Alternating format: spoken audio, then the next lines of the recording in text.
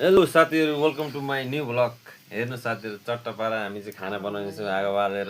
यहाँ चाहिँ टक्क दाल, यहाँ खाना पाक्दैछ, यहाँ मासु सुट्दैछ। मासुको आइटम हेर्ने भयो, यहाँ त कस्तो बवाल छ, दामी छ।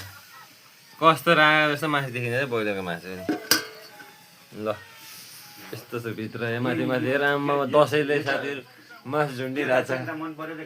दसैँले गर्दा मासु झुन्डिरहेको छ।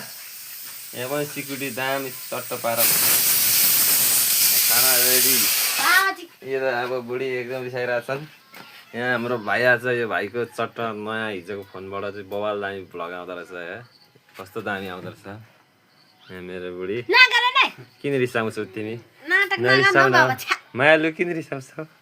मेरो छोरीको वाउ कस्तो दामी देखिन्छ। के गरेको त्यो परको चित्र गरिरहेको छु। ल आजको भ्लग यति नै साथीहरू, खाना बनाउँदैन हामी। कस्तो लाग्यो भ्लग? मन परेमा लाइक सेयर सब्सक्राइब हानेर नेक्स्ट भिडियोमा अवश्य कमेन्ट गर्नु पर्यो केटा हो होइन। चट्टा पारेर हामी लोकल स्टाइलमा हामी दसैँको अन्तिम दिन हिजो पुर्णे तुर्ने आज सक्यो। भोलिदेखि छैन दसैँ, भोलिदेखि आफ्नो बाटो हो, आज लास्ट हो। त्यही भएर हामी सच्चो मिठो अब विश्रामपछि अब चट्ट खाना खाएर छुट्टी दियो।